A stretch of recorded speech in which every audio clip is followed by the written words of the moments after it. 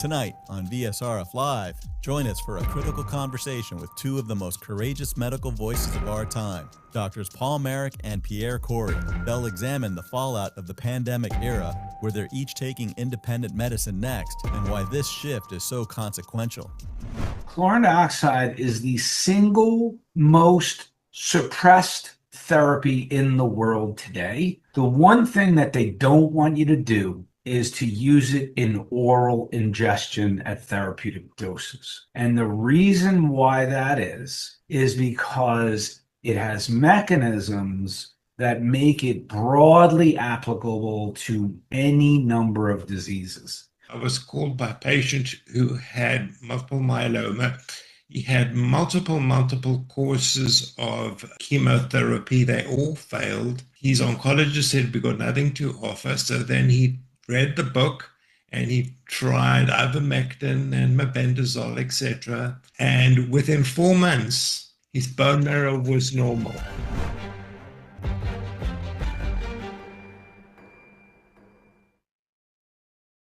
Hello and welcome to VSRF Live. I'm your host, Livio Sanchez. Thank you so much for being here with us this evening. Over the past several years, the COVID-19 pandemic has left a lasting imprint on medicine, mental health, public health, and the relationship between doctors, patients, and institutions. It was a time marked by urgency, uncertainty, and in many cases, deeply consequential decisions made under extraordinary pressure. But as time has passed, many questions remain about what was done, what was missed, and what has yet to be fully acknowledged. Tonight, we're bringing back together two physicians you know well, Dr. Paul Marik and Dr. Pierre Kory, for their first interview together in quite some time. A reunion that offers a unique opportunity to reflect on where we've been and where things are now heading.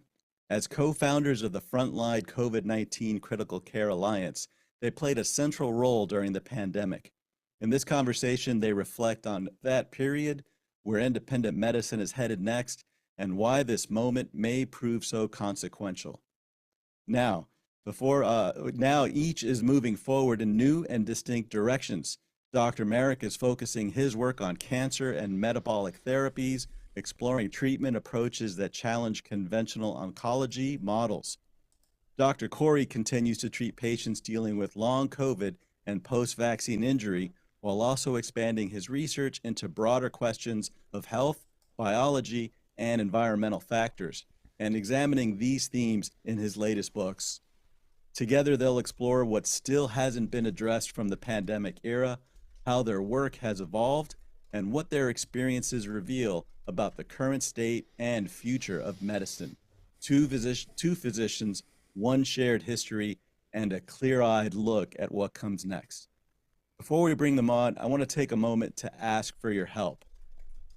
The Vaccine Safety Research Foundation has launched a petition calling for a review and appeal of the 1986 National Childhood Vaccine Injury Act, legislation that granted liability protections to vaccine manufacturers while leaving many injured individuals and families without a clear path to accountability. If you believe in transparency, informed consent, and the need for a system that fully recognizes and supports those who have experienced vaccine injury, we encourage you to sign and share this petition. It takes less than a minute, but it helps send a powerful message that patient safety and accountability must remain central to public health. Janet will put the link in the chat, and we appreciate your support. And now I'd like to welcome the founder of the Vaccine Safety Research Foundation, Steve Kirsch. Steve, welcome to VSRF Live. How are you this evening? Good, Livio. It's good to be here. Great to have you back. And I wanted to ask you, first, I'm really excited about our guests tonight. They are two of my personal heroes and friends. I've heard of them, yes. Yeah, changed my life forever. What do you remember the first time you heard of them and met them? Oh, man. In person? Dang, I'm not sure what the first time we met in person is. Maybe Pierre. I think we met at a conference with a whole bunch of other folks. Um, and it might have been at we met. Actually, no, I think we met at Did you meet at the the Feet DC Mandate? rally, That's the defeat the first time. mandates. Yeah, Yeah, yeah, that's because I was like, whoa, so that's Pierre. So yeah, that's where we actually met in person. So he's yep. I met them January 3rd, I want to say, 2022. I think it was 2022.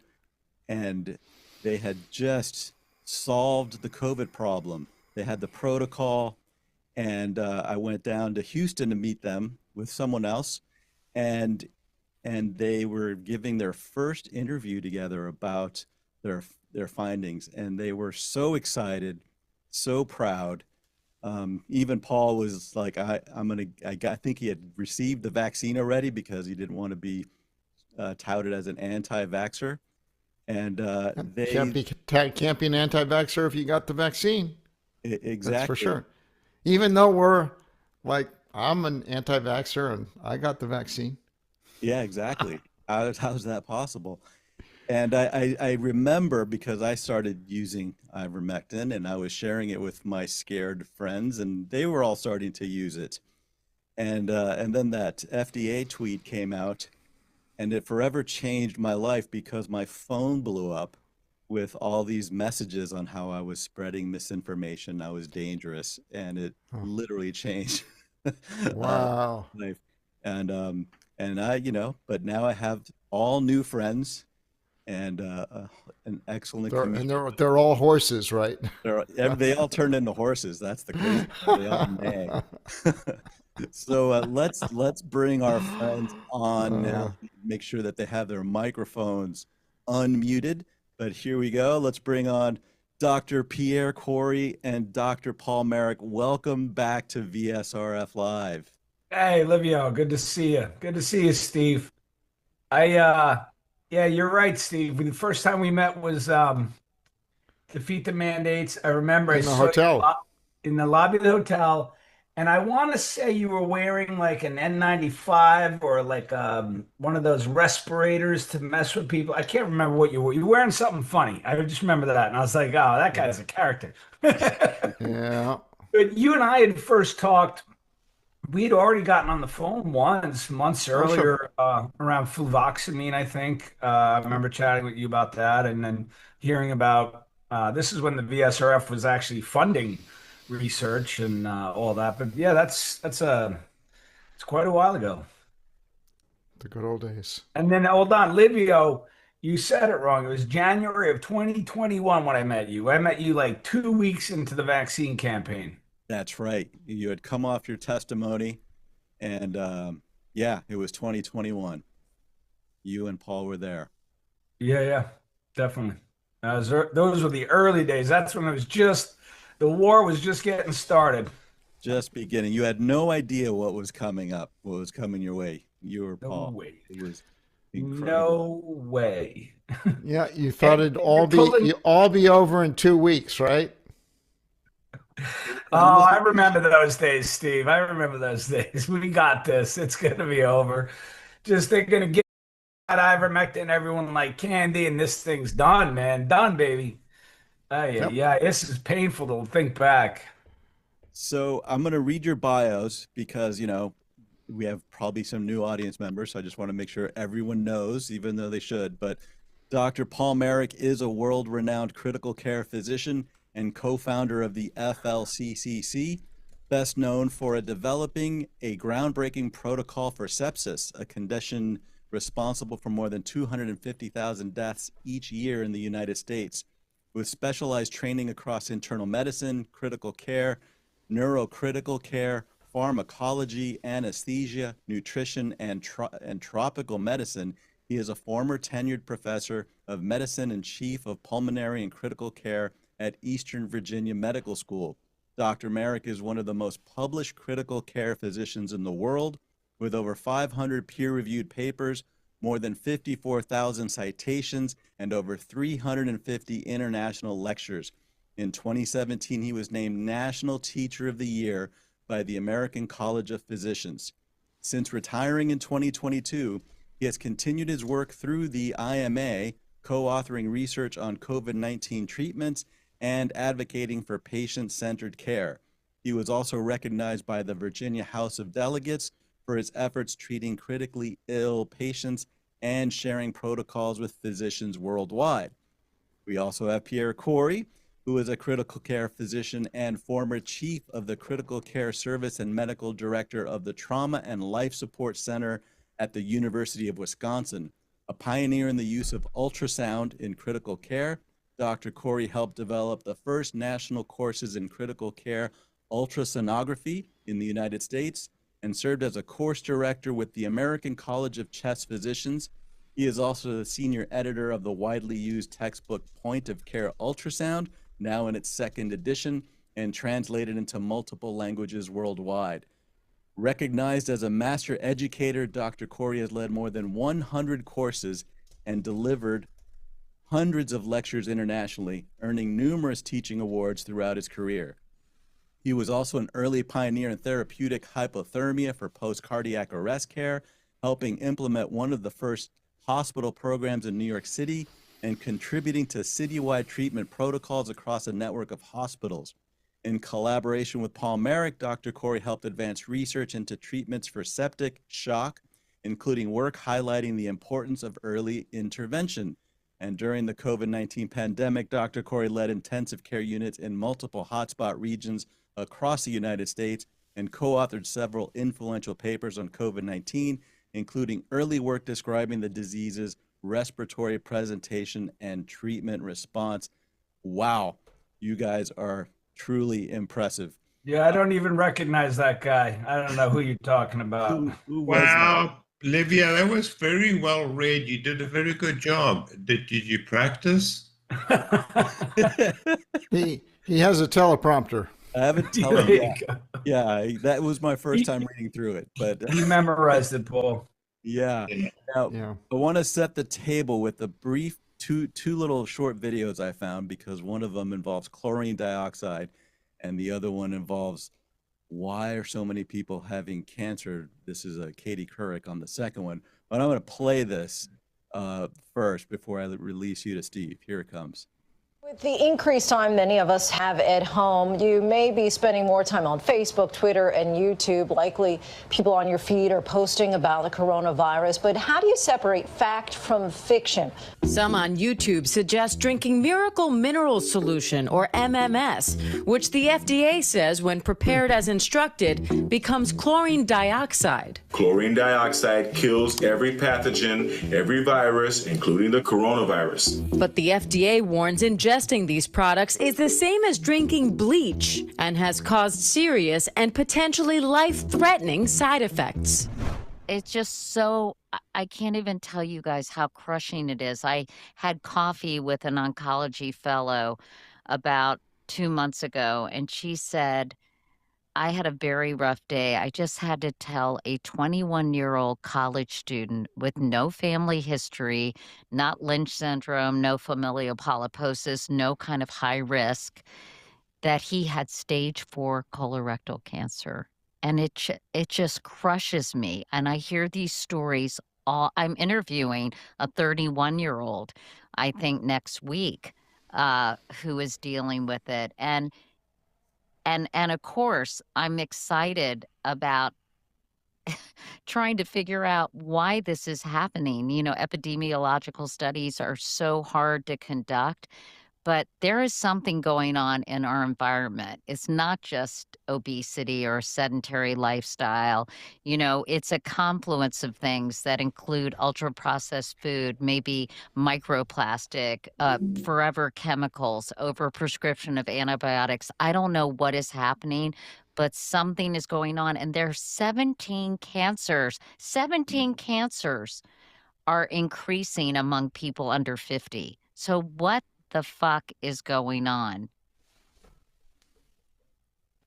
Yeah, what the F-bomb is going on, and I'm going to leave Baffling. it to, what could it, I'm Totally baffling.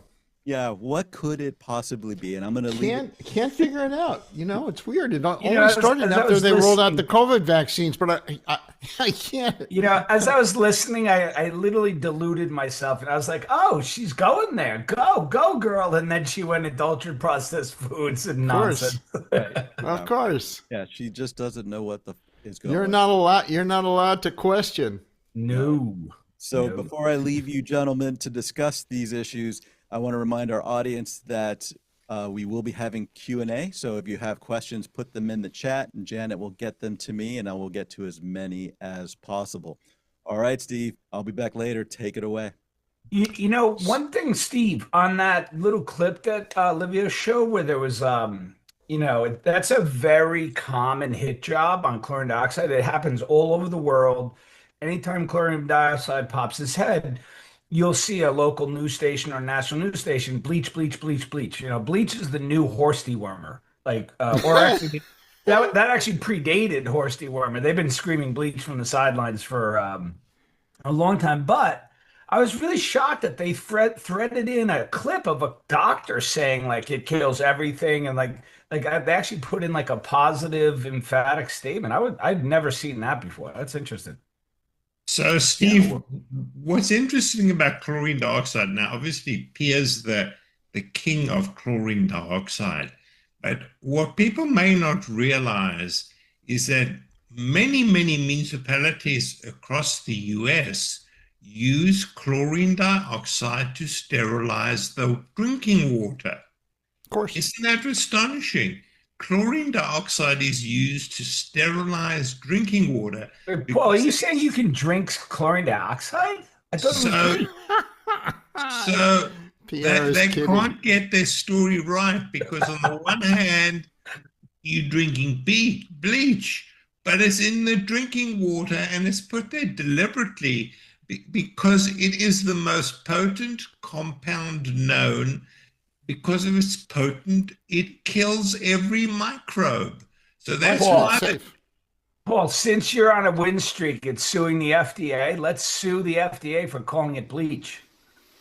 Yeah, so they can't get their story right. If you put it in drinking water, it's not okay. Then it's fine. It's not bleach. But if you drink it for other reasons, it's bleach. It's an astonishing story. See, you could be a doctor. you got it.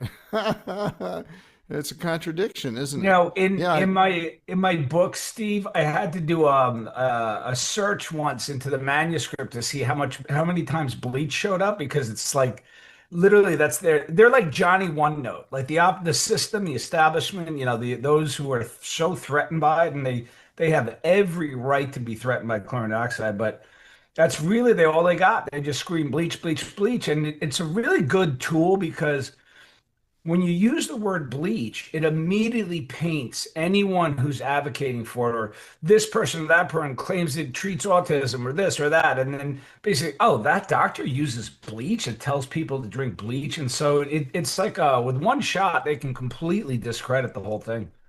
Yeah. So Pierre, maybe just tell the audience, because many people aren't educated like Steve and not myself, that what the difference is between chlorine dioxide and bleach. They are different molecules. Yes, very different, very different. So the problem, the only problem chlorine dioxide has, that's chlorine in the name. It's not a chlorinating agent. It doesn't kill using chlorine. There's no free chlorine that's produced during the process. It's an oxidizing agent, which just means that it can pull electrons from any compound nearby. And I always think of the way chlorine dioxide works in terms of against microbes. Is that when chlorine dioxide meets a microbe, it literally steals electrons from the cell wall of the microbe, and it's like pulling a thread on a sweater, just unravels it. So like disintegrates the cell walls of pathogens. And I'm going to answer a question that hasn't been asked yet, although it comes up all the time, is what happens to the microbiome, right? That if it's so destructive against microbes. Well, there's a couple of things. Number one, only very little reaches the microbiome. Most of it's absorbed in the stomach. Number two, or in the early small intestine. Number two, the microbiome has a lot of antioxidant defenses built in. And what's so cool about chlorine dioxide is that it's a weak oxidizing agent. If it was really strong, it would probably burn through the microbiome, but it's really weak. And so it kind of selectively targets pathogens. And the reason why it's so scary to the let's just call it what it is, the pharmaceutical industry, is that it is it is the broadest and most strongest antimicrobial. And you're talking about bacteria, viruses, parasites, fungi.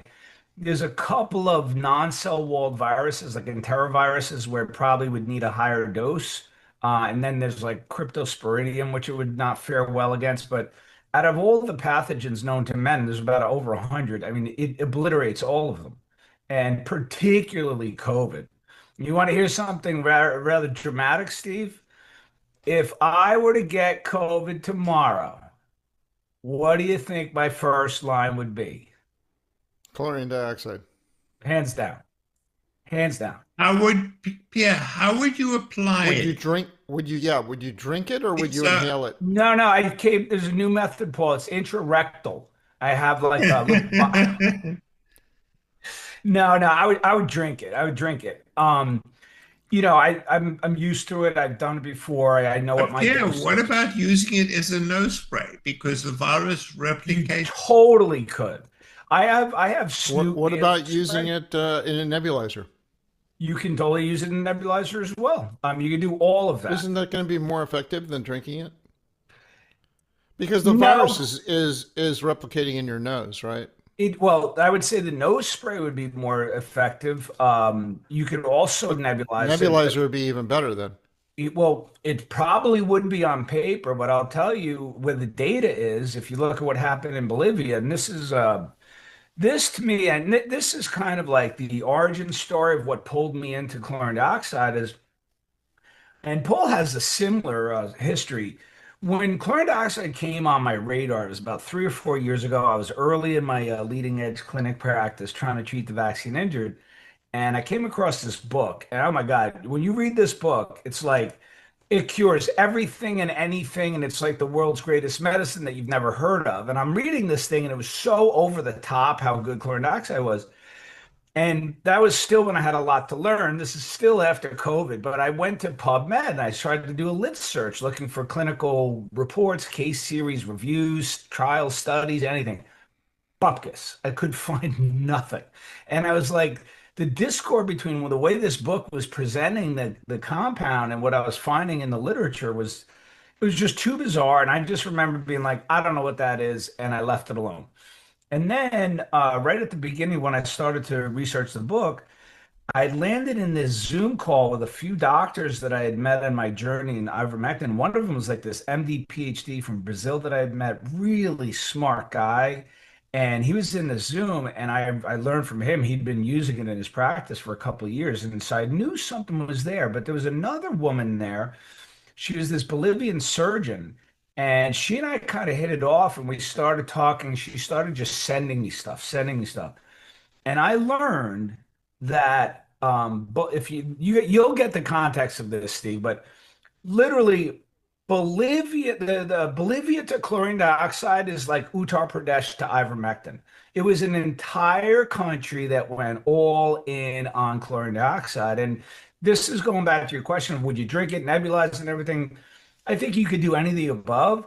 But in Bolivia, they literally were obliterating chlorine dioxide just by drinking it. And they had lines in the streets, the military was making it, universities were handing it out. And they had a very simple protocol. It was chlorine dioxide solution. It wasn't MMS, but they would just drink it all day. And they did really well. And I mean, there's newspaper articles of like mayors of certain towns saying that they were emptying the ICUs. Like once that campaign started, they were giving patients, ICU patients, chlorine dioxide, and they were coming off vents and getting discharged from the ICU. And so it was, I couldn't believe this Bolivia story.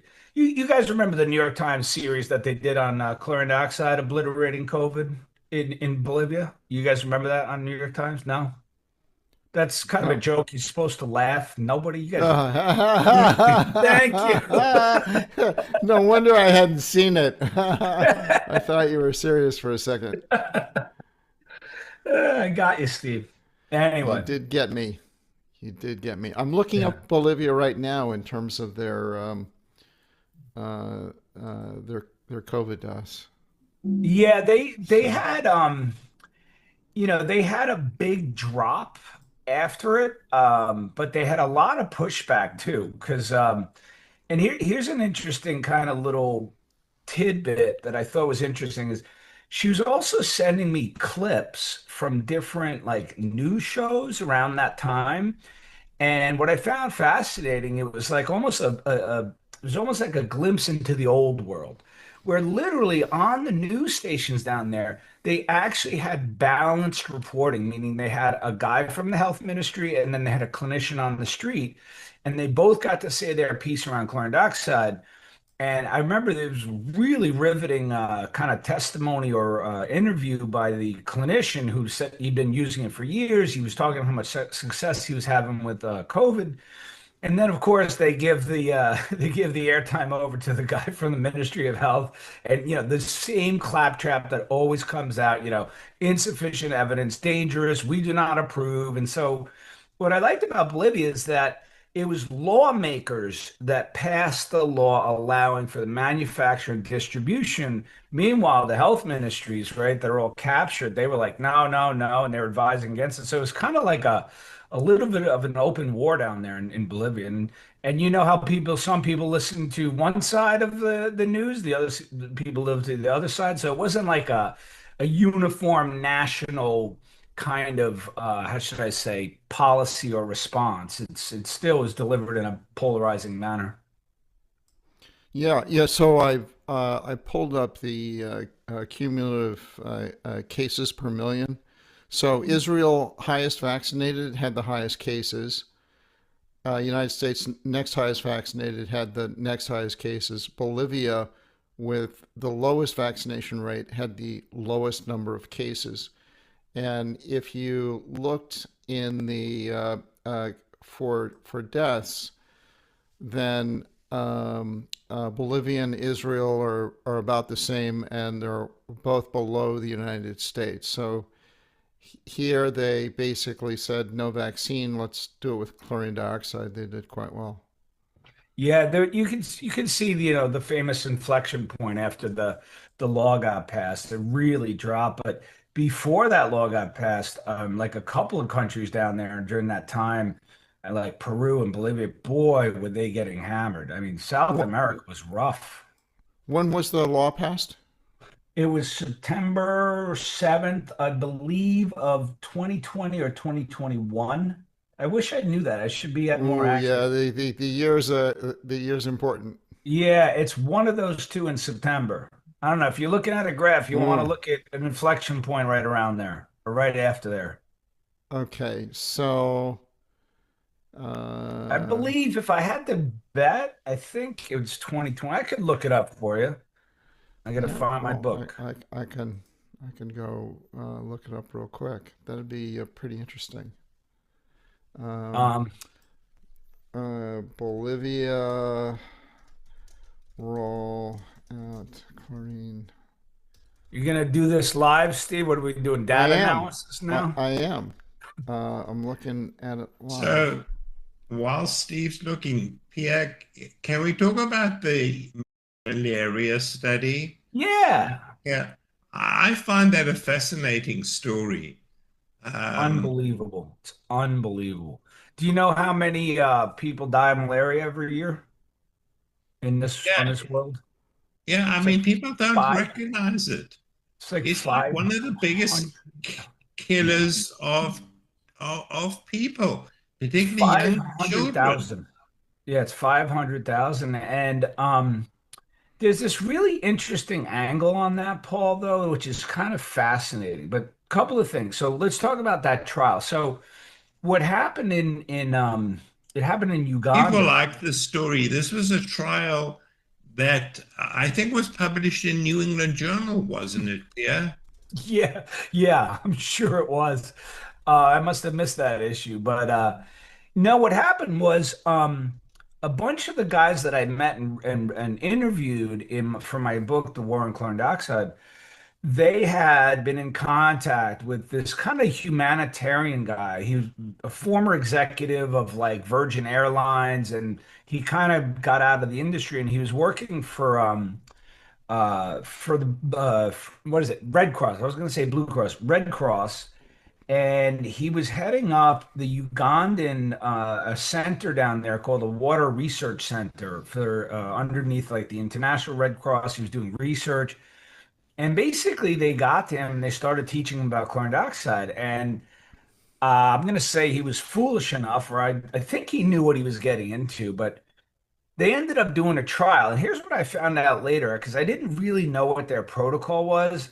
I thought they were getting these people to come. There was like this big tent they set up, like an open air tent down in Uganda.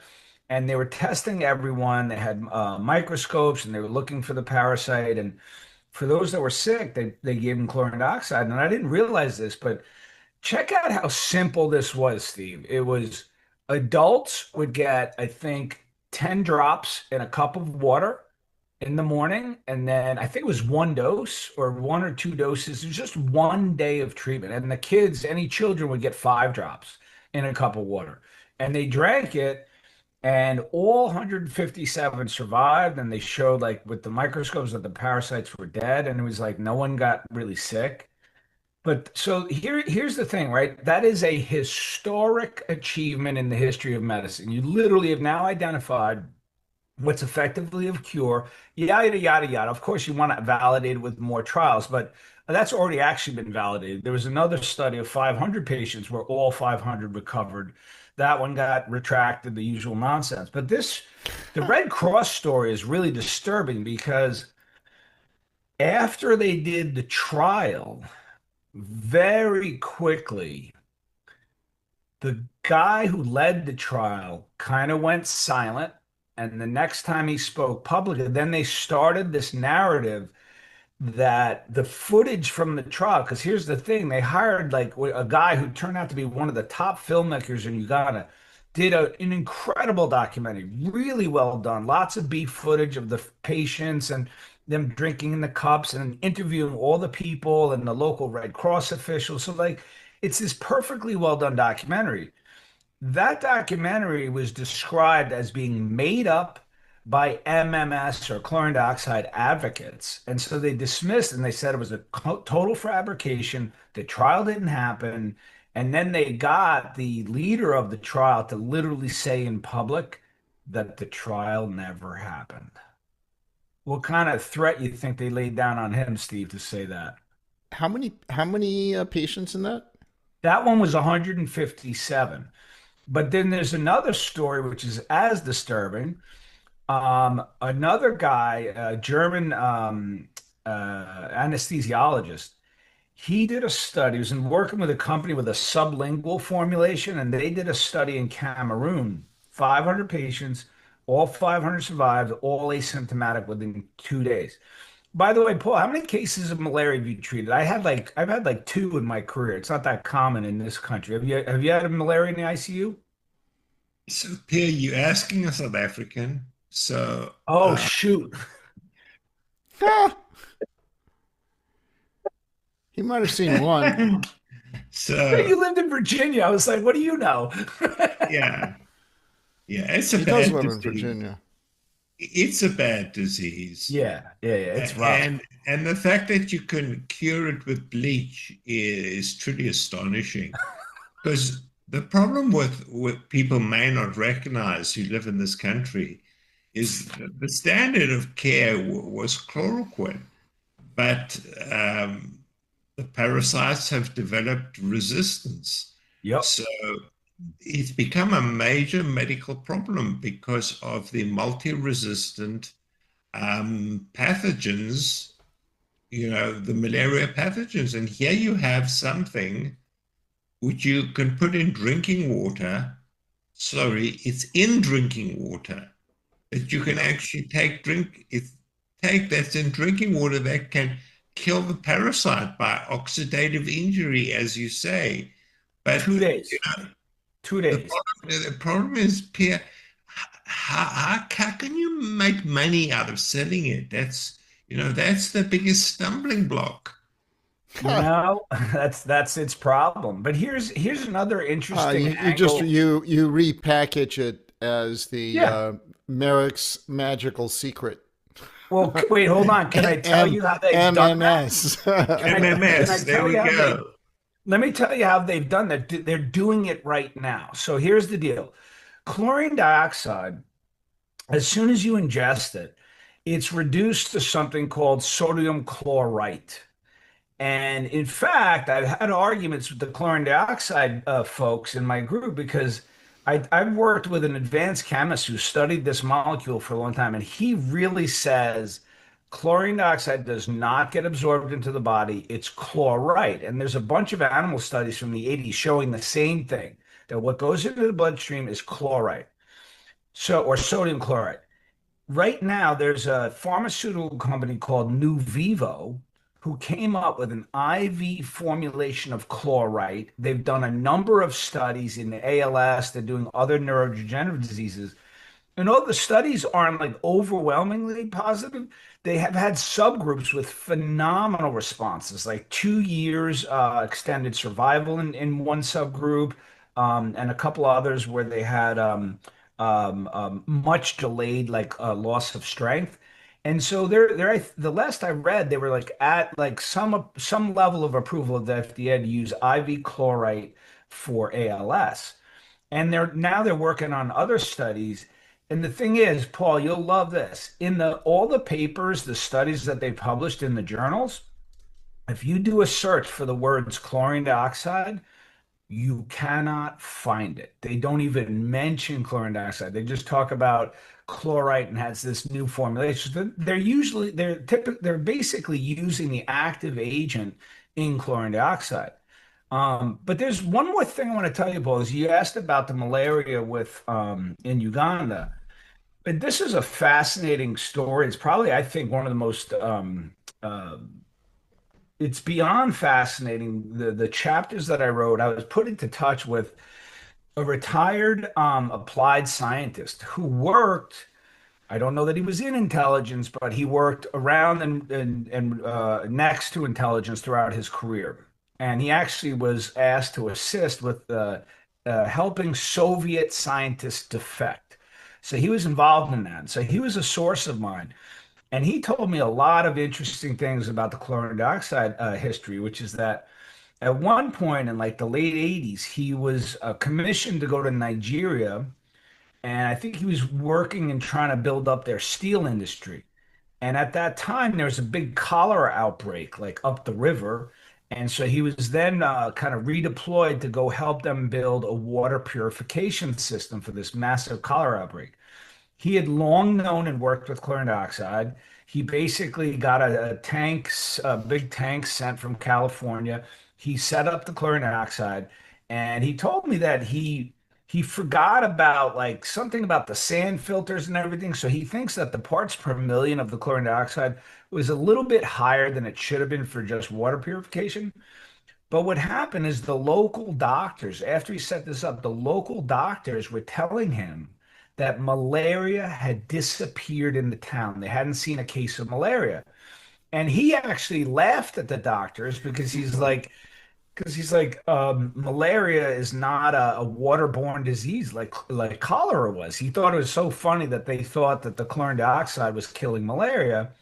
And later on, he realized it. But at that time, the word spread from that area. And I don't know if you guys probably don't know this. This is a kind of a cool story, but in Nigeria, they communicate, at least at that time before cell phones, by these like talking drums. And so they beat these drums and they have these intonations, and the drums apparently sound a little bit like the Nigerian language. So the message went out far and wide. People were coming from all over the place with like jerry cans, like to get the magic water that cures malaria. And it created such a fuss in Nigeria at the time that then they were then asked to go to Ghana, and they presented to the king of Ghana. And the king of Ghana actually was a highly educated guy. He'd been trained in epidemiology and other things. I think he was a doctor and an epidemiologist. But he heard the story of what was happening with chlorine dioxide. And you know what he said, Paul? Is he basically told them to leave and that his country was not ready for it. And the reason why is he said that the lifespan in Ghana was like 38 years old or something like that, but it was heavily affected by infant mortality. Like without the infant mortality, you would have much more people and much longer age. And he felt that if you could cure malaria, it would absolutely decimate his country because they did not have the food. Most of them ate like a little bit of bush meat. They didn't have a lot of vegetation, and basically he thought that it would be absolutely calamitous or a catastrophe if and then the weird thing is it's like the other way of saying that is like we need malaria to control our population, otherwise we'd be overrun. And I thought that was a really odd part of the story. Yeah, I've heard Yeah. that. Yeah. And then the other story that he told me, which is that's the most kind of troubling, is I think one of his famous successful defections was a guy named Vladimir Pasechnik. And you can look him up on Wikipedia and Google, but Pasechnik was the head of the Soviet bioweapons program. And when he met Pasechnik in the 90s, Pasechnik told him that they'd been working with chlorine dioxide. And what he told this scientist source of mine, he said that chlorine dioxide is the ultimate antidote to all bioweapons. That was back and that they'd been curing TB with it. And by the way, Steve, you'll like this. I have a nonprofit called Rebuild Medicine, and we're right now, we funded one study around chlorine dioxide and TB, and now we have a follow-up. We have one around TB diagnostics we had to do first, and then probably by this summer we'll start enrolling in our first study in chlorine dioxide and TB. Where are you doing that, Pierre? Can't say, Paul. I'd rather not. Yeah, so yeah, that's It's in another country. It's not in the U.S. It's in another country, yes, but I'm not it's in telling you another what country it country. is because Yeah. we don't need that. No, I mean, that's the point. It's in another country that has TB. And the problem with TB is it's become multi-resistant. So Yep. it's become very difficult to treat TB. And now you can have municipal drinking water that can essentially treat TB. Isn't There are a that lot of fascinating? people which don't find that too appealing. But Paul, in this country, we have a bigger problem than TB. We have multi-drug resistant bacteria, right? I mean, you've seen the superbugs that we started to see towards our end of our career. And I was looking when I was doing research for this book, I was looking at that. The numbers are nasty. And some of these bugs are getting really starting to be susceptible to, there's not a lot of agents that'll go after these.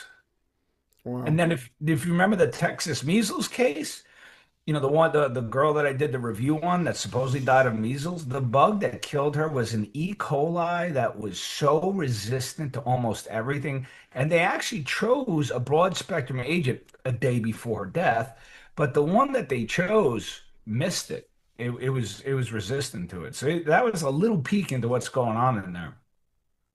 So she could have been saved with chlorine dioxide, do you think? 100%. Not could have, would have. But Right. you can't go into if you were hospitalized, there is no way you're going to be able If to you get it can't back. get ivermectin, Steve, you're not getting chlorine dioxide. And I don't know why I'm laughing because this isn't funny, but I don't know. We got to wear it lightly or otherwise we're going to get ground down. Steve, people will do what they have to do. And Pierre knows the story, and people may not know this, but, ivermectin, I don't know if you've heard of ivermectin. Have you heard of ivermectin, Pierre? Anyway, Isn't that the horse dewormer? the horse dewormer. The one You're not a interesting horse. thing about the horse dewormer is that you can actually rub it on topically. It's quite well absorbed. And in Africa, because of the supply, there was a clinician who had a algorithm and protocol to apply it topically. So what happened in the US, let the hospital administrators hear this story, is that many of the priests and religious people would go into the hospitals or hospital rooms and they would anoint the patients with ivermectin. So they would use ivermectin ointment as a part of their ritual. And do you know what happened? They A got lot of these better. patients just miraculously got Well, better. Paul, in the beginning, in the war on ivermectin, right? Not that it was my dream, like I stayed up all night, but my goal was like every cupboard in the country should have ivermectin in it, period. Plus a few other things, right? But that was my goal. I wouldn't say my goal is the same for chlorine dioxide, but my recommendation is the same. Is that every cupboard in the country should have DMSO and chlorine dioxide. Period. End of story. You want to have that on hand. And then let's connect chlorine dioxide to vaccines. I'll tell you something, tell you an interesting connection between SD is that at my clinic we had people coming to us because we do kind of like early treatment plans for patients if they get COVID or whatever. So we give them a protocol to treat viruses, kind of a broad multimodal strategy. And people were asking us for help and what should they do if their kid gets measles or whatever, or another any other childhood illnesses if they don't want to vaccinate. And not only would I teach them how to use that. We have other strategies as well. But what's really cool is one of my providers in my clinic, you know what she does when her kids get sick? Throws them in the bath and they get better pretty quickly. So like I would have a national bat if I was what is it? What's who's the new Fauci? I can't even remember. But yeah, if I was actually we got Bobby as head of HHS. I would tell him let's do a national chlorine dioxide bath protocol and get rid of the whole vaccine Yeah, program. you didn't make the point. Yeah, you got to put the chlorine dioxide in the bath. It's not just the bath. No, I'm sorry. If I wasn't clear, yeah, a chlorine dioxide bath, exactly. Which is well absorbed. It works very well. And she's noticed, I mean, her kids get better. She says they're also calmer and more well behaved, she says, after the bath. But yeah, she's settled them down with bath protocols. You bath twice a day and kids can play in the water and it's fun. So, will it cure if you had measles? Can you use chlorine dioxide against measles?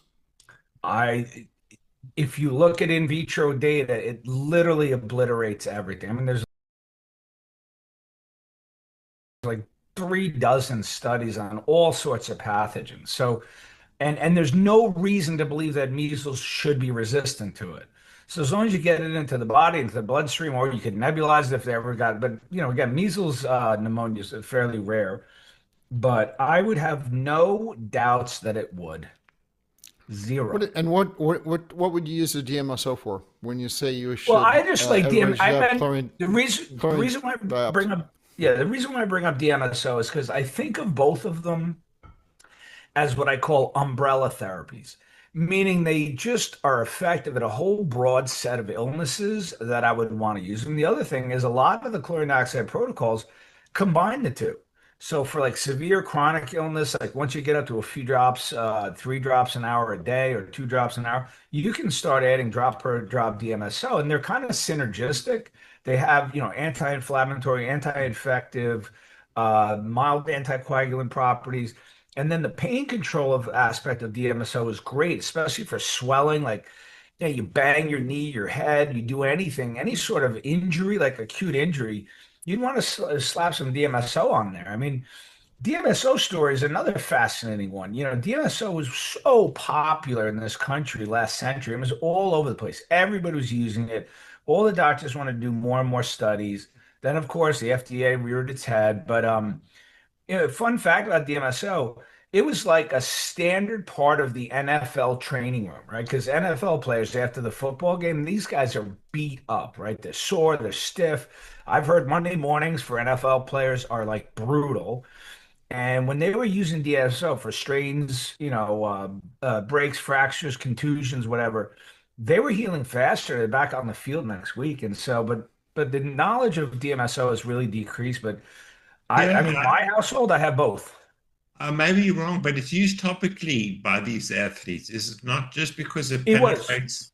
Yes. Oh So yeah, yeah. just so people understand, I mean, it's great for sprains and ankles and arthritis because it's really well absorbed through the skin. Wickedly well absorbed. It Yeah. like crosses every biological membrane. And the Yeah. interesting thing about those two compounds, right, Steve, is that their origins are similar. They both were discovered in industry in very similar ways. Like the story of DMSO is that some research, they're like DMSOs were used in like paper processing or wood pulp processing, and chlorine dioxide is used in a lot of industries. It disinfects medical equipment. It's used in food and beverage sanitation. Um, as Paul mentioned, it's used in water purification. But one guy was working with DMSO early last century, and he spilled some on his hand, and he'd had pretty significant arthritis, and he realized like the next day his hand was like perfect, and he was like, "Wow, what is that stuff?" And that kind of triggered the interest in DMSO. And then chlorine dioxide, similar. There's a guy named Howard Alliger. He did all of the work. He's the guy who founded what's now the Snoot Company or Frontier Farm. I don't know if you've ever met those folks, but Yep, that's the Frontier. Snoot spray. That every household should have that. I have that at home. I have their gel as well for like cuts, any wounds. It burns. Um, but he was working with chlorine dioxide, trying to figure out how to clean a device that he had worked with. He spilled it on his hand, and a rash that had bothered him. He saw that cleared up really quickly, and so it's just kind of interesting. These two like accidental spills triggered a fascination with both compounds. And the other similarity is, as of now, they're still on Amazon, both around 25, $30. And one purchase of chlorine dioxide would protect a family for a couple of years. I mean, two of those bottles, I mean, that to use that to treat illness, I mean, you'd be loaded for bear for quite a few years. Well, you'd have to store it in the refrigerator unless they have a way to preserve it. In a And plastic you're bottle, I don't even know. storing in the refrigerator, it's going to last maybe 3 months before it degrades significantly. If I'm well, you might be I'm talking real. about chlorine dioxide solution. If the A and B bottles, I've had those and they Oh, work. oh, oh, Yeah. yeah. If you say if you Yeah. sure if you store it separately, then you're fine. Right. Yeah. Yeah. So let me ask you about DMSO because you said it's great for inflammation, but inflammation is basically the leading cause of heart disease. And so the question is, can you just take DMSO, like add it to you said you could add drops of DMSO and just like you would adding chlorine dioxide. So could you take drops of DMSO, like a couple of drops a day or 3 drops a day or whatever, and could that lead to lower inflammation, which then could reverse heart disease?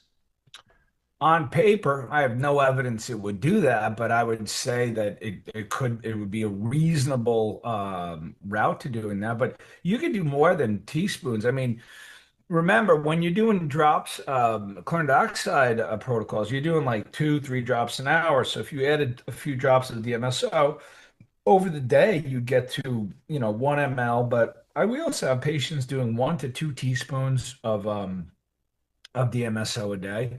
The most famous DMSO researcher, and he treated presidents, celebrities, a guy named Stanley Jacob. He was this Harvard surgeon. Of course, his career got completely messed up when he was like leading the DMSO charge, but he was the world expert, and his children run the company today. It's called Jacob Labs. But when I was doing research, I was trying to interview his former nurse, who's 94 years old. Steve, she's still driving at 94, and she's been taking like a teaspoon of DMSO twice a day for like her entire life. So I'm not saying like take DMSO and you live to 100, but she's like really, vital at 94, and that's just one of the things she's done. But has she scanned her arteries? That's the key. Steve, you're obsessed with the arteries. I have no idea. Remember, DMSO research effectively just Pierre, plummeted we in have the 80s. we have the perfect case. If her arteries are super Steve, clear, Steve, I one case you're not going to turn heads, but here's what I find most fascinating is DMSO has like 13 different mechanisms, and the weirdest one that I cannot explain is that it can treat embolic strokes without causing bleeding. And you can even give it to hemorrhagic strokes. Paul, I know right? you're gonna call BS on that, but it has been shown, they've done it in cases, but there's been cases of acute strokes where they took DMSO and rubbed it over the carotids, and literally the deficits resolved because it's like Paul pointed out, it absorbs so quickly over the skin, and you get it over the carotids, it goes into the brain, and they've seen massive strokes resolve. And the other thing you can do IV DMSO. My one of the biggest tragedies, not only that you can't, it hasn't been tested for long-term heart prevention, but it should be, from what I've seen, it should be standard of care for any acute stroke. You'd fire up a DMSO IV and see what that did. In fact, at one point, I told my wife, we have DMSO, and I said, I'm a little young for a stroke, but nowadays you don't know with everything flying around the air. But I said, hey, if I ever present as anything, something off, my face doesn't move, or I can't talk or anything, I say, grab the DMSO, put it all over my neck. That's the Corey Home protocol. Wow. How? So what are the stories on that? There's a number of cases of that, and they've used it. There's a whole bunch of little studies that have been over the years. In fact, there's in the literature for DMSO. In the English literature, I think there's something like 55 to 65,000 papers, or not papers. I shouldn't say that there's studies, but um, papers on DMSO. And I have to give a credit here to a Midwestern doctor. They have been doing nothing but DMSO for 2 years. And they left the English literature. They figured it out using AI and a few tools, Russian, Chinese, Japanese literature, and then they've reviewed tens of thousands of studies on DMSO, and they have a whole series on their Substack, and you should read the one about neurological emergencies and stroke. It's pretty dramatic. Yeah, yeah. I mean, a Midwestern doctor was the one who told me about the. It works for both kinds of strokes, which is Yeah, very counterintuitive. I can't get Very my head around that one. counterintuitive. Like, how is that? How is that happening?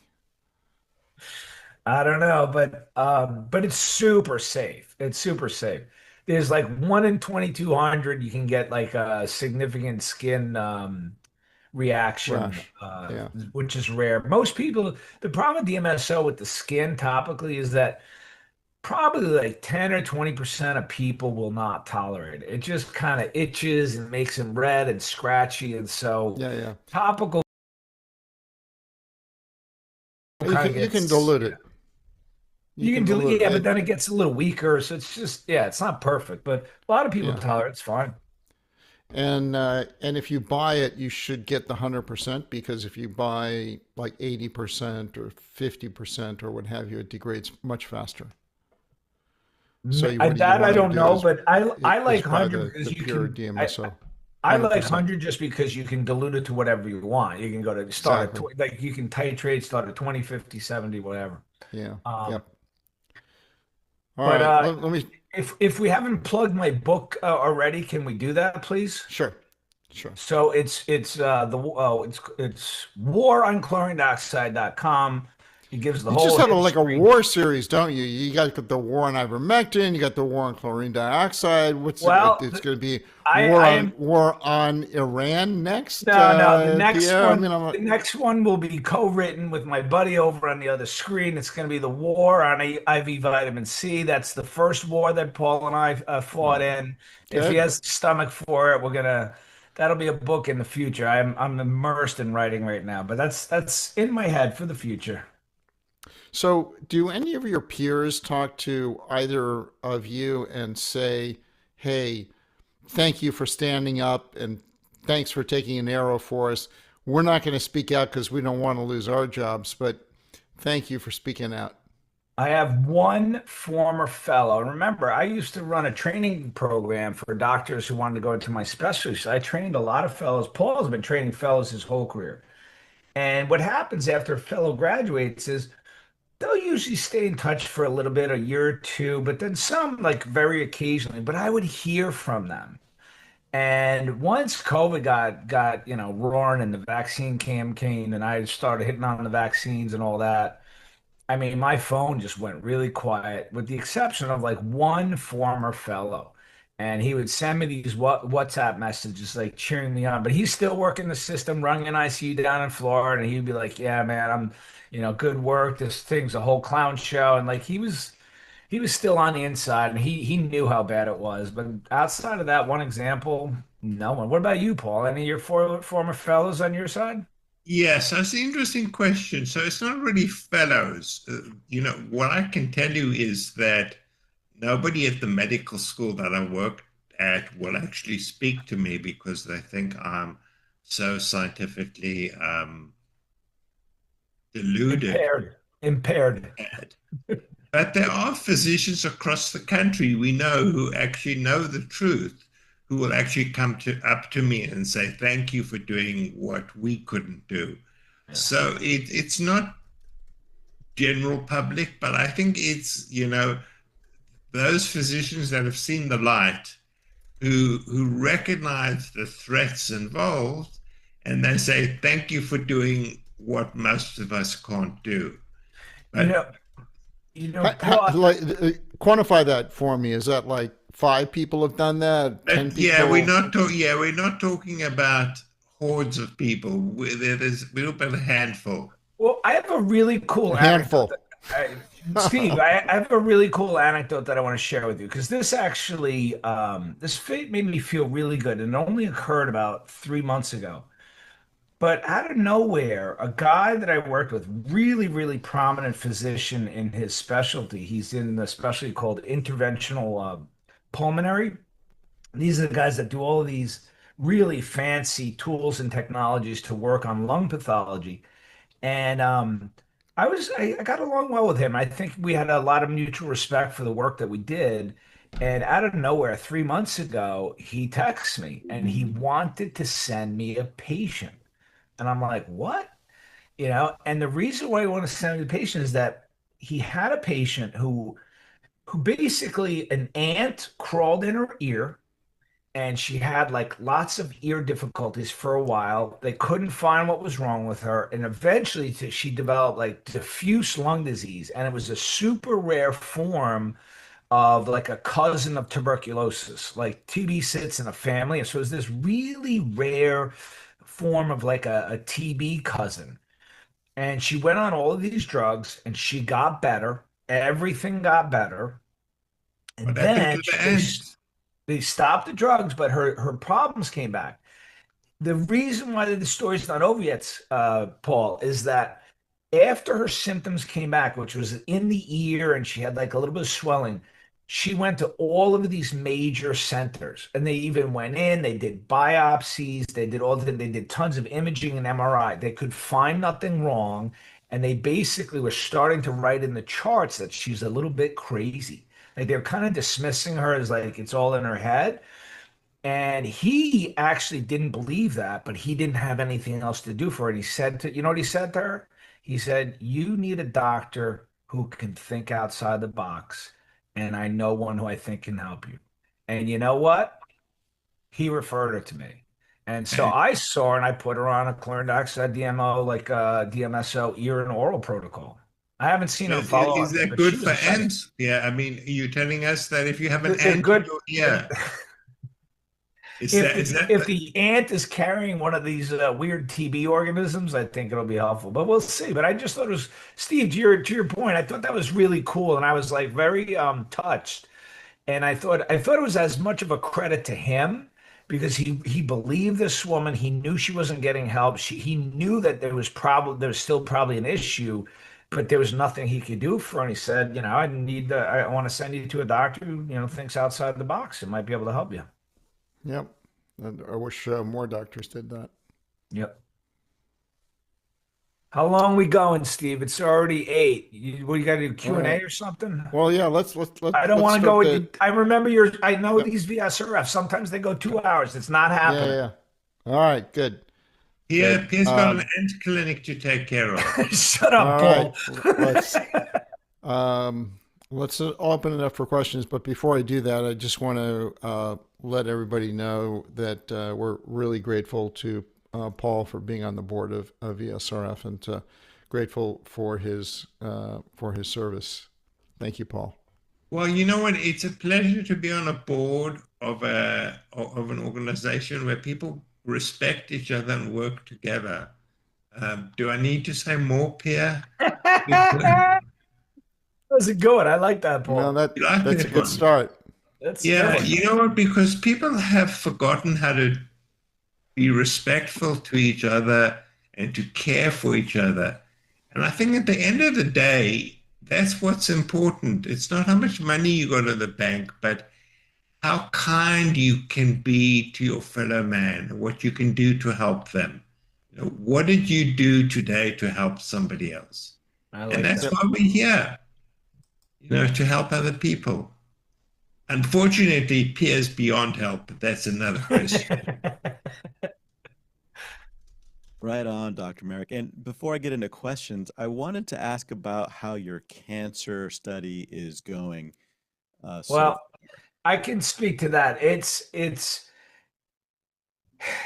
the problem with cancer study is when I first started our cancer practice, the first several months, we probably had 25, 30, maybe 50 patients. And really, because cancer is generally a slow moving disease, you kind of want at least a year, probably 2 years to try to get enough of a cohort. And when I look at all of the cancer patients that we've seen, when you look at when we're going to get, let's say, 100 patients at the 2 year mark, probably not until October. But in October, I think we can do our first kind of data analysis. But we did not find the cure for cancer.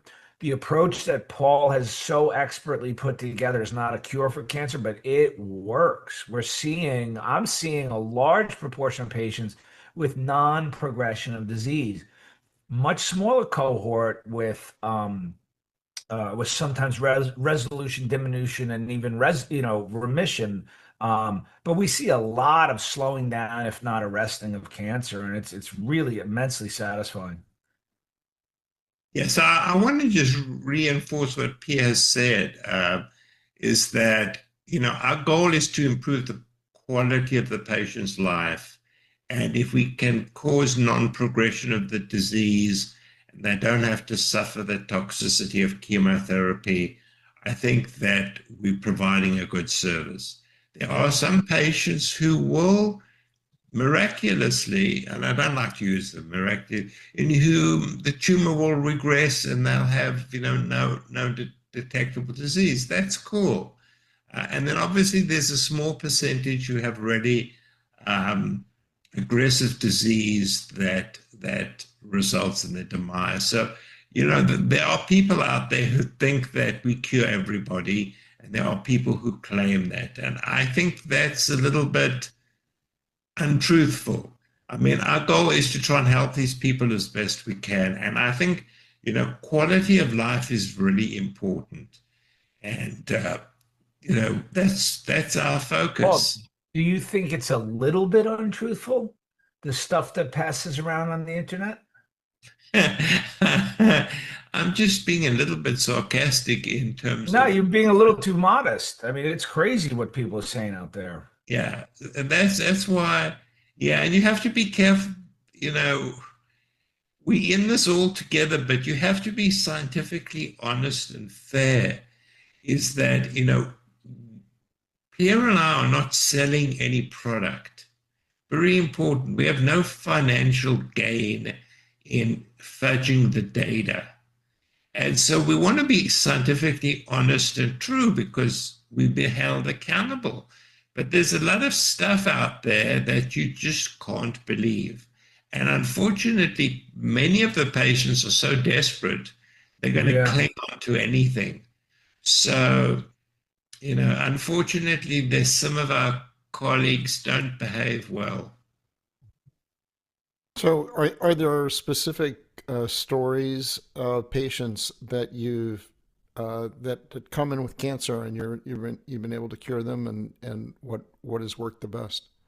Pierre sees these patients, but Yeah. surprisingly, people will call me and say, you know what? I mean, I'll give you an example. A patient had myeloma and he'd seen multiple practitioners and had multiple courses and know what to do. So he read my book and he followed it.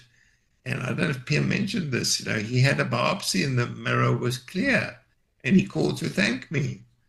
And a similar patient with a brain tumor. So people, they're grateful. And, Which was my patient. okay, The Pierre, word- it's your patient. No, but it was Pierre, your work. That I'm glad that they called you and thanked you. But Steve, we definitely have some remissions. I mean, that patient that Paul just mentioned, he's actually pretty well known rock guitarist, but he had a brain tumor that disappeared only on our treatments, which is combination. I One of my first earliest cases was phenomenal. It was a metastatic lung cancer patient that within 2 months the PET scan was like completely resolving, almost gone, and then the third PET scan completely clear of lung cancer. And but those are really the exception. They're not the rule. And yeah, we've had others that have disappeared, other cancer disappeared, but the total resolution is the exception. But like Paul said, I think Paul hits the nail on the head. The medicines are well tolerated. We're not making anyone toxic. They're clearly effective. What I really believe about them is that it's unconscionable that they're not being used as a standard of care as an adjunct to whatever they want to do with their chemo and radiation and immuno checkpoint inhibitors. But the other thing to your point, Steve, is that the one thing that we can't answer with our study is which drug works best. We might have some statistical ability to pull out higher frequencies of improvements, but we're really using multi-modality or multi-mechanistic pathways. We're hitting 5 and 6 different growth signaling or growth inhibition pathways. And so when you're using a whole mess of things, it's literally philosophically impossible to ever be able to find out which protocol is best because you have so many choices and there's so much variety. Um, the only thing that we'll be able to conclude is a combination of repurposed stubs has a significant impact on cancer, which, by the way, has already been shown. There's 4 studies that have already been done treating cancer patients with combinations. What I found fascinating with these 4 studies, not one medicine is repeated in any of the studies. Each study, like one study used 4 drugs, the other one used 7 drugs, another one used 3 drugs, and another one used 9 drugs. Not any of them was the same drug, but they all showed essentially the same outcome, which is by using these combinations, they all had massively improved outcomes compared to historical controls. And so for me, they're safe, they're easy, they're generally cheap and repurposed. And so there's the idea that anyone with cancer is not using it as an adjunct is really a shame and a missed opportunity. So, is there a website where people can go to see these protocols? Well, you got to read Paul's book. He suggests he lists all the different medicines that he likes for the different cancers, and he lists them in order of what he thinks are the potency. And you can plug and play, mix and match. I mean, we have our kind of pet favorites, but like I said, I don't think there's any one particular protocol. My message is that you should be on combination, repurposed and nutraceutical, regimens that all have anti-tumor properties. And then you can also get fancy when you use AI. You can create very quickly. You can create a map or a strategy where you're literally hitting every one of those signaling pathways that you want to. So you really have a synergistic approach. Yeah, so Steve, not to sort of do too much self-promotion. So obviously now I have a Substack which deals with this, and I did exactly what Pierre said. is that we use AI to try and figure out which is the best combinations and which work synergistically against the most number of pathways. Because however big Pierre's brain is, mine is a lot smaller. And there's such a lot of information to integrate at the same time.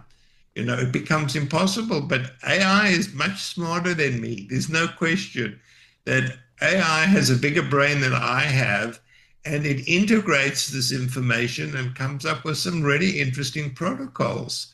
And so I think this is the direction that we're going is, there is the basic science, and then AI takes the science and integrates it and comes up with some combinations. But as Pierre said, the Redo group has shown something like 250 repurposed drugs are active against cancer. So the likelihood is, there will be different protocols and people will use different protocols. That's fine.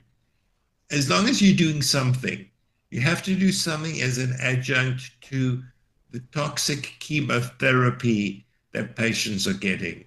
And patients, maybe a replacement, right? Yeah, I mean, I don't want to push it too far, but at least as an adjunct to the toxic chemotherapy that's may not be helping them. So your book, it's Cancer Cure. It came out in 2024, right? Yeah. It's $8 on Kindle, by the way, if people want to buy it. Yeah. So has that been updated now with the latest AI information, or is that out of date and people should go to your Substack? Yeah, so I'm updating it on AI, on Substack. The reason I like Substack, actually, I like it very much, is that it's very dynamic and you can actually go back and change things, add things, modify things, because science doesn't stand still. Knowledge doesn't stand still. So, it gives me the opportunity. I think this is a good groundwork. If, people don't understand the topic, I think this provides good base information on which the more recent information is being built. And as Pierre said, to kind of rank in terms of which is the most effective, to do it by your brain is quite difficult because you have to integrate a lot of information. So, that book took me 2 years. What AI did in 10 minutes was to rank, it shows you how stupid I am, was to rank these drugs in terms of overall clinical efficacy for treating cancer.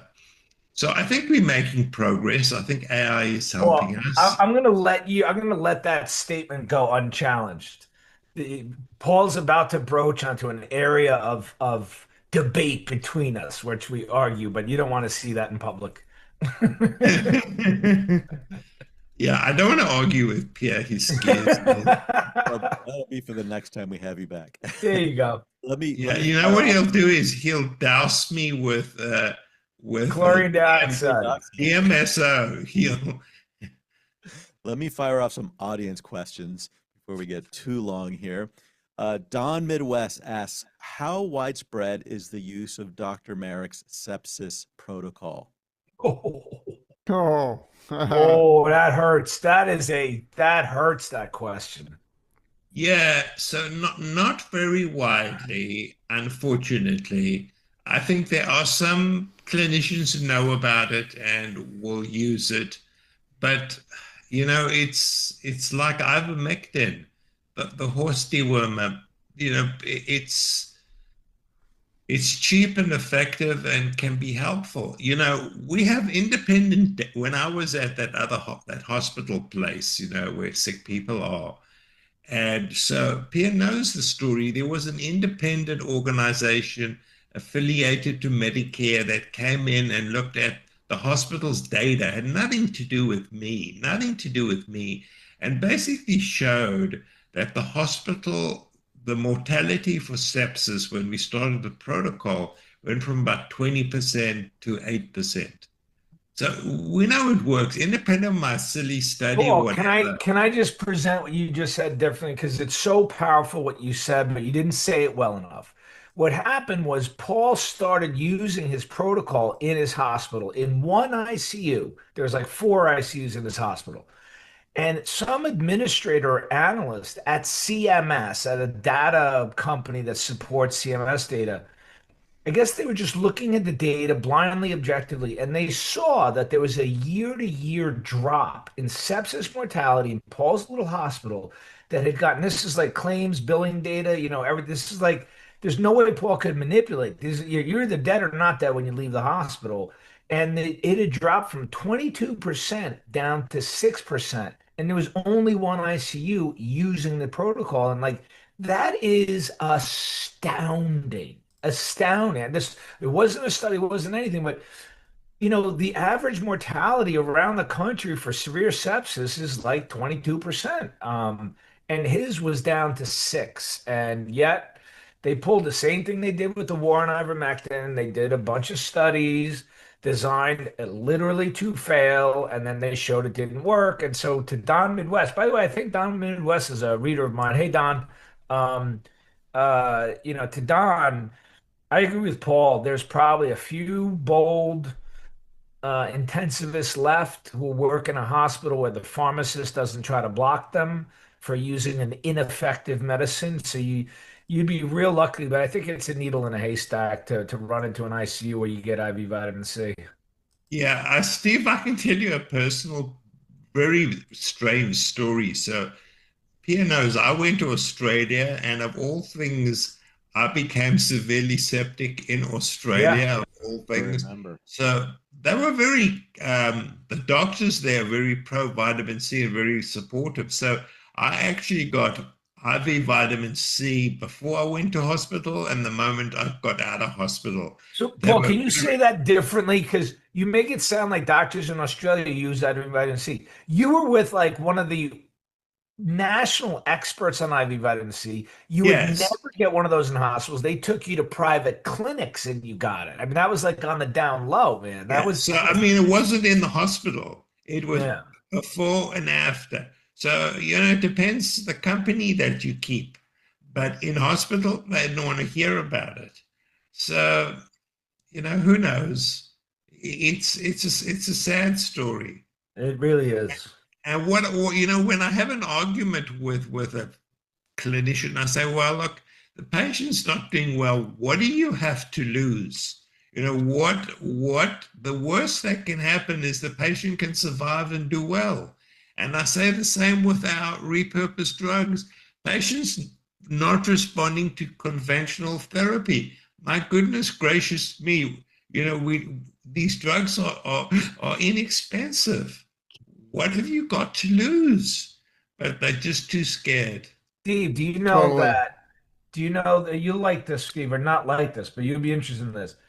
My patients, the vast majority of my patients, I share with an oncologist. I don't talk to their oncologist, but they have an oncologist. They typically get standard of care and they come to me for adjunctive care. The vast majority do not tell their doctors what they're doing. Do not tell them they're on repurposed drugs because they know it's going to inject some conflict, some discord, and or these doctors can say, "Oh, that's going to hurt your liver." I mean, the stuff that they say about ivermectin and mebendazole is just absolute ludicrousness. Ludicrousness. Yep. Totally. I've heard from friends that the doctors told them, well, there's just not enough data to support using it. It's like, what do you have to lose? Like, you're How already, about 4 or 5 billion doses over 40 years of safety? So anyway, you guys get it. yeah. All right, next Yep. We get question. it. All right, now it's 8:16, All guys. right, You're pushing it. You're I'll pushing rapid it. fire a couple more. Dr. Laura asks, do you use augmented NAC to help detox your COVID jab injured patients? And if so, are you seeing good results? No and no. I do not use it. Used it for a while, totally underwhelmed. A lot of people seem to have different opinions, but we generally don't use it.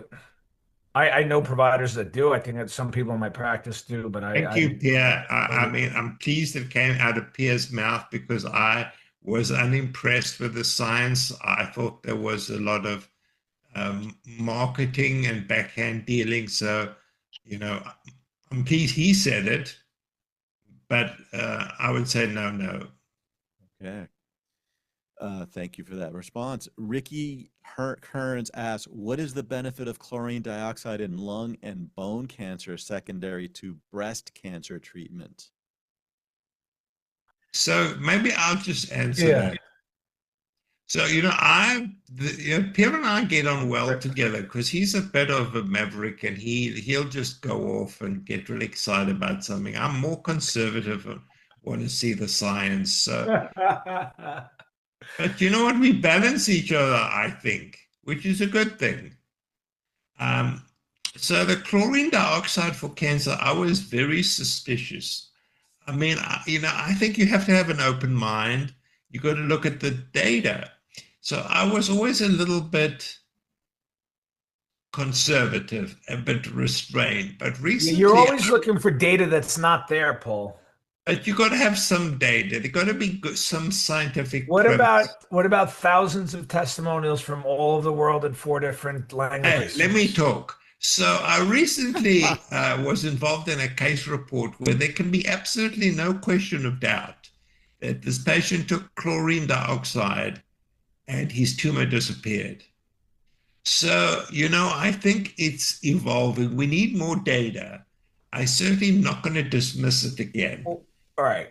Can I give my experience? So, having written the book War on Chlorine Dioxide, I talked to a lot of guys, practitioners, guys like Mark Grennan, who's been a missionary and been using it for 20, 30 years. He worked with Jim Humble. They've been treating cancer routinely for decades. I'm sorry that they haven't published in Paul's journals so that Paul can, get all excited and see it in a journal. But there is something called integrity and trust. And I actually trust those guys. I trust their experiences. And I know what kind of men they are and the lives they've led. So I have no reason to doubt them. Now, the caveat is, and this is really important, I started integrating chlorine dioxide in my cancer protocols. And I got to tell you, I was very underwhelmed. And I think there's a very good reason for that. And I actually learned that from Mark when I had a discussion. I couldn't see that it really added or was doing much. And also, it's not an easy therapy to take over the long term. It's really only for the committed or for the very sick. But my patients, and it could be unique to my patient population, the people that come to me, but boy, are they on supplements. I call it supplement syndrome. They're coming to me, they're on like 8, 10, 12. They have like pill boxes of supplements. Many of them are antioxidant. And so when I started to integrate chlorine dioxide, I would tell them push those to the evening. Don't take it during your dosing window during the day. So they would take them at night. And I thought that was sufficient. But after a while, I just thought like chlorine dioxide in my patients and what we're doing, it seemed more burden than benefit. Like it just didn't seem to be adding much. And I talked to Mark one day and he said, Pierre, when I treat cancer, it's the only thing I use. And it's kind of marries what Paul's been writing about recently about trying to limit antioxidants in cancer. And so he goes all in on a single agent chlorine dioxide and he's had a lot of success. I usually don't agree with Pierre. Well, a little bit maybe, but Steve, I must tell you, across the board, to take an antioxidant is pretty stupid because I think these cancer cells are in this very precarious balance of antioxidant, pro-oxidant. And if you give an antioxidant to a cancer cell, it takes advantage, it gets rid of the oxidant damage and allows it to survive. So, and there's really good data. And like Pierre doesn't like data, I love data. I think there is good data that actually shows if you give antioxidants that you actually have a worse outcome. So that's the problem. You have to speak to the patient because Pierre's right. Many of them take hundreds of medications, which includes antioxidants, all kinds of them. Yeah. So it's really important to have a conversation and tell them to stop all that shit. Just take the ivermectin and then have some more ivermectin. And if you want to drop in a few of these extra drops of whatever Pierre's using. I'm just kidding about that. But antioxidants are a particularly you should be cautious of, and things like B12, folate, CoQ10. These are really important because I think they can negate the benefit of many of the cancer-killing drugs. I'm going to Well fire said, Paul. one last question, and then I'll let you go. From Thwarted Indigo, the question is, my old friend, Dr. Jackie Stone, also spoke a lot, yeah, that's why I'm asking the question. Dr. Jackie Stone also spoke a lot about the importance of colloidal silver. What are your views on this form of treatment? Oh, Jackie, love colloidal silver. I'm not going to speak about it because I've not really experienced. I have a daughter who had recurring sinusitis, a lot of problems. I met someone at a conference, one of the guys who sells the colloidal silver. I tried it on her, but I can't even talk about that because I'm not sure my daughter was adherent. She's 15. I just don't have clinical experience on it, so I can't really speak to it. Yeah. I think Jackie Stone was such a wonderful person, so you have to Yeah, believe what she has to say. I like that. I'm going to second what Paul said. Yeah. So she killed herself, right? Because she was being pursued by the authorities. They were trying to take away her medical license. You want to go there, Steve? I call it being suicided. You think they killed her? My belief, from what I know of Jack, and I know the old adage that you never really know how someone was and depressed. People who kill themselves when you have seen no warning, right? It becomes a sudden moment where they're very impulsive. That's generally teenagers. Jackie was a fully evolved, really smart, tough lady. She went through hell in COVID. She went through hell and she came out. She was still fighting. She was still swinging at the end. And now you tell me that she went and killed herself? Yeah, so Just Steve, one man's opinion. Just one man's fucking opinion. I'm not yelling at you, Steve. I'm just so angry about No, that. no, I just no, don't no, believe it. no, no suicide note, right?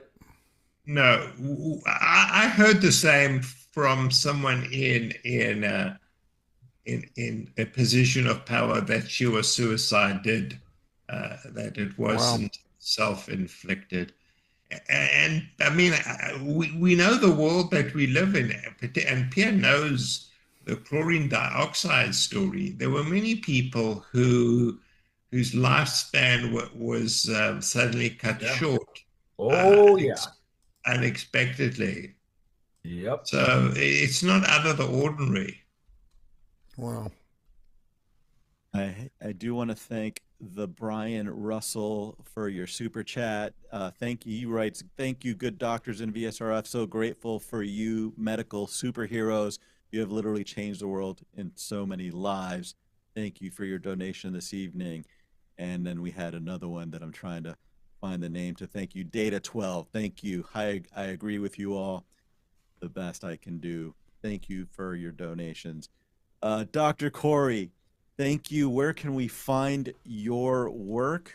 Again, I'm going to try to find a quick shot of your book as well while you tell Yeah, us. yeah. Quick shot of the book would be good. The book is wateronchlorindioxide.com. And then my Substack, which is better than Paul's Substack, is pierrecorey.medicalmusings.com. pierrecorey.medicalmusings.com. Yeah, I think Pierre's. Yeah, that's the.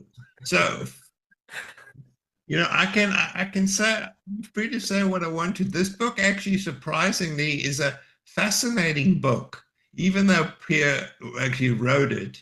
The history of chlorine dioxide is absolutely stunningly interesting. He doesn't go into the biochemistry that much, but the stories are just so gripping and fascinating.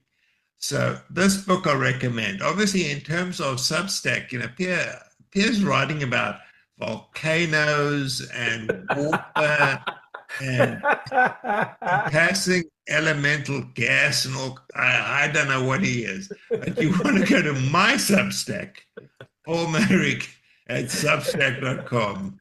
Thank you, Steve. All right, Paul, since you were so kind to say nice words about my book, I will say you go to Paul's Substack, you're going to be reading a guy who synthesizes science in a way that I think is unique in the planet. I would even say I would say that you're going to get as grounded and as scientific and as evidence-based synthesis of what's out there that you can. And I think he practices some of the best science I've seen, and I can find no more credible place to read science than Paul's, especially around cancer. Thank you, Pierre. And we You're also welcome, got Paul. Paul's book, Cancer Care, the second edition, The Role of Repurposed Drugs and Metabolic Interventions in Treating Cancer. So there's two fantastic books, The War on Chlorine Dioxide and Cancer Care. Make sure you get your copies. Gentlemen, thank you so much for your generosity Livio. of time. What a fantastic honor to have you both back. I think this is the first time you've been back together in quite some time in an interview. Is that correct? Yeah. Yeah. That was actually fun. I was actually disappointed that you had invited Paul because I just wanted to talk about my book the whole time, but we kind of got to do both. So now I'm happy he was here. Yeah, Get because back. as you figured out, Pierre's very modest. He doesn't like to talk about his Totally book. shy. Yeah, very shy. Very, very. Anyway, you guys are great. Steve, it's good to see you. I hope you're well. And I'm glad to see VSRF still holding the torch and keep doing good work, guys. Great. Thanks. Thank you. Awesome. Have a great evening, you guys. Everyone hang You in too. there. A couple of announcements to make. What a great conversation, Steve. They are true heroes. Absolutely. And I want to remind everyone that VSRF is a small grassroots nonprofit, and I'm going to throw our graphic up on the screen. Everything we do is made possible by your support. If you're able, please consider supporting us. Text VSRF to 53555 or visit vacsafety.org/donate. If you haven't already, please take a moment also to sign our petition. I'm going to put this back up on the screen to appeal the 1986 National Childhood Vaccine Injury Act and share it with your friends, family, coworkers, and across your social media networks. We are seeing real momentum right now, and this is a unique window where your voice can truly make an impact. Every signature, every share, every action helps move this forward. So thank you for being part of this and helping us continue this mission. Janet will put the link in the chat to the petition. There's a couple of conferences I want to bring up.